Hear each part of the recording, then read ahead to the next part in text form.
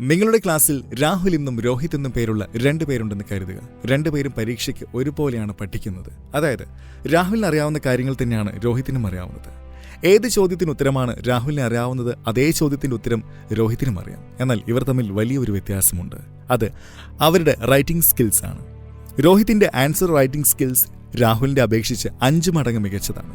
പരീക്ഷയിൽ രണ്ടുപേരും ഒരേ ഉത്തരമാണ് എഴുതിയത്. അതായത് അവരുടെ ഉത്തരങ്ങളുടെ കോണ്ടന്റ് തമ്മിൽ 0.001% വ്യത്യാസം പോലും ഉണ്ടായിരുന്നില്ല. ഇനി നിങ്ങൾ പറയൂ, ആർക്കായിരിക്കും കൂടുതൽ മാർക്ക് ലഭിക്കാൻ സാധ്യത? ഒരേ ഉത്തരമായിരുന്നിട്ട് കൂടി രാഹുലിന് 100-ൽ 93 മാർക്കും രോഹിത്തിന് 99 മാർക്കും ലഭിച്ചു. പഠിച്ച കാര്യങ്ങൾ രോഹിത്തിനെ പോലെ എങ്ങനെ നല്ല രീതിയിൽ അവതരിപ്പിച്ച് മികച്ച മാർക്ക് നേടാം എന്നതിനെപ്പറ്റി നിങ്ങൾക്ക് പറഞ്ഞു തരിക എന്നതാണ് ഇന്നത്തെ ഈ വീഡിയോയുടെ ലക്ഷ്യം. എങ്ങനെ നിങ്ങളുടെ പ്രസന്റേഷൻ സ്കിൽസ് ബൂസ്റ്റ് ചെയ്ത് നല്ല മാർക്ക് നേടാം എന്നതിനെപ്പറ്റി ഈ വീഡിയോയിലൂടെ നിങ്ങൾക്ക് വിശദമായി മനസ്സിലാക്കാം. അതുകൊണ്ട് ഈ വീഡിയോ അവസാനം വരെ കാണുക. വീഡിയോയിൽ പറഞ്ഞിട്ടുള്ള ടിപ്സ് ഫോളോ ചെയ്യുന്നതിലൂടെ പരീക്ഷകളിൽ നിങ്ങൾക്ക് 10 മുതൽ 15 മാർക്ക് വരെ കൂടുതൽ നേടാൻ സാധിക്കും. വീഡിയോയിൽ മുന്നോട്ട് പോകുന്നതിന് മുൻപ് നമ്മുടെ മോട്ടീവ്സ് മീഡിയ ഫാമിലിയുടെ സ്വന്തം ആപ്പായ ധ്വനിയിൽ പുതുതായി കൊണ്ടുവന്ന ഒരു ഫീച്ചർ നിങ്ങളെ പരിചയപ്പെടുത്തുവാൻ ഞാൻ ആഗ്രഹിക്കുന്നു. നിങ്ങൾക്കറിയാവുന്നതുപോലെ പല കാറ്റഗറീസിൽ പെടുന്ന നിരവധി ഓഡിയോ ബുക്ക് ധ്വനി ആപ്പിലൂടെ നിങ്ങൾക്ക് ആക്സസ് ചെയ്യാൻ സാധിക്കുന്നതാണ്. കൂടാതെ ഒരു ചാറ്റ് ബോട്ട് തെറാപ്പിസ്റ്റിന്റെ സേവനം കൂടി ഇനി ധ്വനി ആപ്പിലൂടെ നിങ്ങൾക്ക് ലഭിക്കുന്നതാണ്. മാനസിക സമ്മർദ്ദം, റിലേഷൻഷിപ്പ് ഇഷ്യൂസ്, ആങ്സൈറ്റി തുടങ്ങിയ പ്രശ്നങ്ങൾ അനുഭവിക്കുന്നവരാണ് നിങ്ങളെങ്കിൽ തീർച്ചയായും ഈ തെറാപ്പിസ്റ്റ് ഫംഗ്ഷനാലിറ്റി ഉപയോഗപ്പെടുത്താവുന്നതാണ്. പുറത്ത് 1000 മുതൽ 2000 രൂപ ഓരോ സിറ്റിങ്ങിനും മുടക്കി ഇതുപോലൊരു തെറാപ്പി എടുക്കുന്നതിനേക്കാൾ ഫ്രീ ഓഫ് കോസ്റ്റ് നിങ്ങൾക്ക് നമ്മുടെ ആപ്പിലെ തെറാപ്പിസ്റ്റിനെ കൺസൾട്ട് ചെയ്ത് പ്രാക്ടിക്കൽ അഡ്വൈസ് എടുക്കാൻ സാധിക്കും. തീർച്ചയായും ഈ ഫീച്ചർ പരമാവധി ഉപയോഗപ്പെടുത്തുക. കൂടാതെ അനവധി motivational and self help audio book സമറീസും നിങ്ങൾക്ക് ഉപയോഗപ്പെടുത്താവുന്നതാണ്. ആപ്പ് ഇതുവരെ ഡൗൺലോഡ് ചെയ്തിട്ടില്ലെങ്കിൽ ഡിസ്ക്രിപ്ഷനിൽ നൽകിയിരിക്കുന്ന ലിങ്കിലൂടെ ഡൗൺലോഡ് ചെയ്യാവുന്നതാണ്. So let's start. Number 5, highlight key points. ഇവിടെ നമ്മൾ എക്സാമിനറിന്റെ ചിന്താഗതിയാണ് മനസ്സിലാക്കേണ്ടത്. എക്സാമിനറിന് വേണ്ടത് എന്താണ്? ഏത് തരത്തിലുള്ള ഉത്തരമാണ് അവർ പ്രതീക്ഷിക്കുന്നത്? എക്സാമിനർ എത്രയും വേഗം എല്ലാ ഉത്തരക്കടലാസുകളും തിരുത്തി തീർക്കണം എന്നായിരിക്കും ആഗ്രഹിക്കുക. ഈ കാര്യത്തെയാണ് രോഹിത് പ്രയോജനപ്പെടുത്തുന്നത്. കീ പോയിന്റ്സ് അടയാളപ്പെടുത്തിക്കൊണ്ട് ടീച്ചറിന് പെട്ടെന്ന് തന്നെ ഉത്തരക്കടലാസ് തിരുത്തി തീർക്കുന്നതിന് രോഹിത് സഹായിക്കുന്നു. നിങ്ങളൊരു കാര്യം മനസ്സിലാക്കണം. പരീക്ഷ പേപ്പർ തിരുത്തുന്ന വ്യക്തി എത്രത്തോളം സമയം നിങ്ങളുടെ ഉത്തരക്കടലാസിൽ ചെലവഴിക്കുന്നുവോ അത്രത്തോളം മാർക്ക് കുറയാനാണ് സാധ്യത. അതുകൊണ്ട് നിങ്ങൾ നിങ്ങളുടെ ഉത്തരക്കടലാസ് പെട്ടെന്ന് തിരുത്തി തീർക്കാൻ പാകത്തിന് ഉത്തരങ്ങൾ എഴുതാൻ ശീലിക്കണം. ഇത് പ്രാവർത്തികമാക്കുന്നതിന് വേണ്ടിയിട്ടാണ് പരീക്ഷകളിൽ ഉയർന്ന മാർക്ക് നേടുന്ന വിദ്യാർത്ഥികൾ അവരുടെ ഉത്തരക്കടലാസിലെ ഉത്തരങ്ങളിൽ പ്രധാനപ്പെട്ട ആശയങ്ങൾ ഹൈലൈറ്റ് ചെയ്തു വെക്കുന്നത്. ഇതുപോലെ തന്നെ നിങ്ങൾക്കും ചെയ്യാവുന്നതാണ്. അങ്ങനെ ചെയ്യുന്നതിലൂടെ ടീച്ചറിന്റെ ശ്രദ്ധ ഏറ്റവും ആദ്യം ഹൈലൈറ്റഡ് കീ പോയിന്റ്സിലായിരിക്കും പതിക്കുക.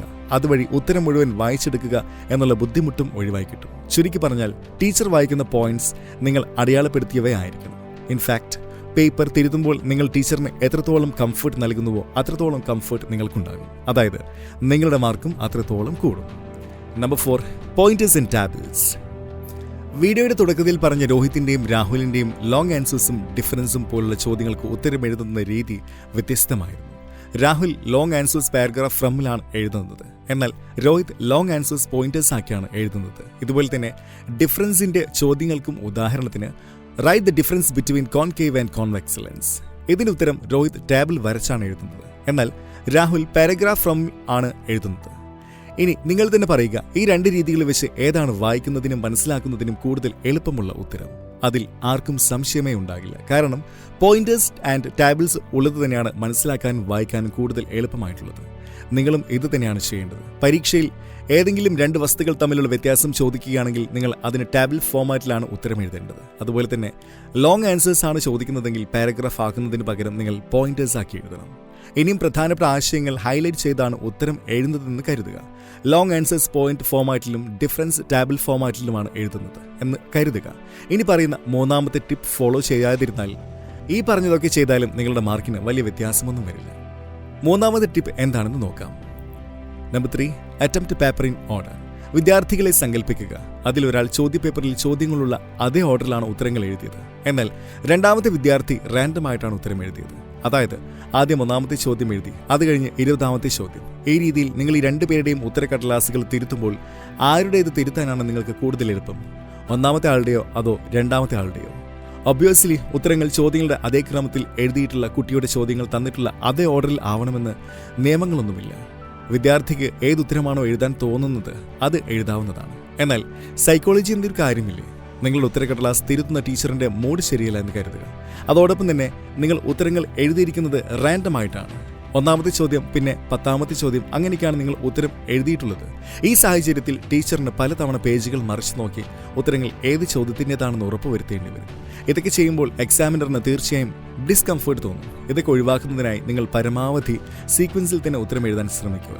എന്നാലും നിങ്ങൾക്ക് സീക്വൻസ് ഫോളോ ചെയ്യാൻ സാധിക്കുന്നില്ലെങ്കിൽ 1-2 ചോദ്യങ്ങൾ നിങ്ങൾക്ക് മാറ്റി മറിച്ചും എഴുതാവുന്നതാണ്.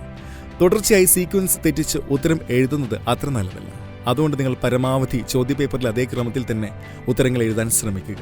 നിങ്ങൾക്ക് ഉത്തരം അറിയാത്ത ചോദ്യങ്ങൾക്ക് പിന്നീട് ഉത്തരം എഴുതാനായി അവിടെ സ്ഥലം വിട്ടിട്ട് പോകാവുന്നതാണ്. നമ്പർ 2, ഒരു വിദ്യാർത്ഥി ഉത്തരം എഴുതി തുടങ്ങുമ്പോൾ ആദ്യം വല്ലാത്ത ആവേശത്തോടെയായിരിക്കും എഴുതുന്നത്. അതിനുള്ള കാരണം എന്തെന്നാൽ 1-2 മാർക്കിനുള്ള ചോദ്യങ്ങൾക്ക് നേരെ വലിച്ചു നീട്ടി ഉത്തരം എഴുതുന്നതാണ്.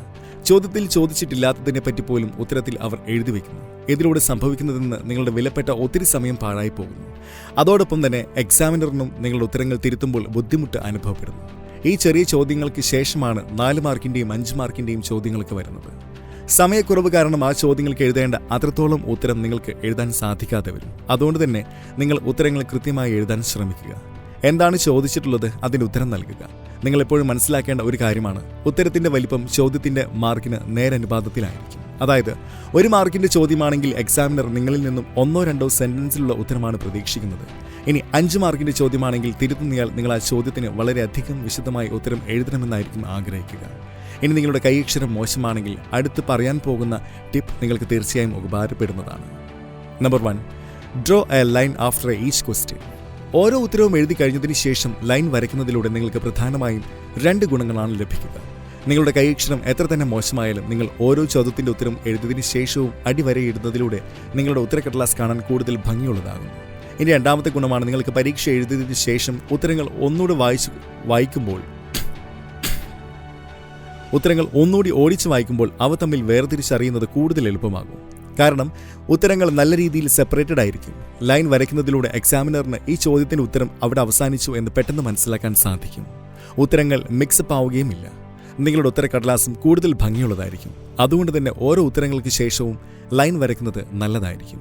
ഇനി ഈ വീഡിയോയിൽ എന്തൊക്കെയാണ് പറഞ്ഞതെന്ന് ഒന്ന് ചുരുക്കി പറയാം. എല്ലാ ഉത്തരങ്ങളും ചോദ്യം ചോദിച്ചിട്ടുള്ള അതേ ക്രമത്തിൽ എഴുതുന്നതാണ് കൂടുതൽ നല്ലത്. പരമാവധി ഓർഡർ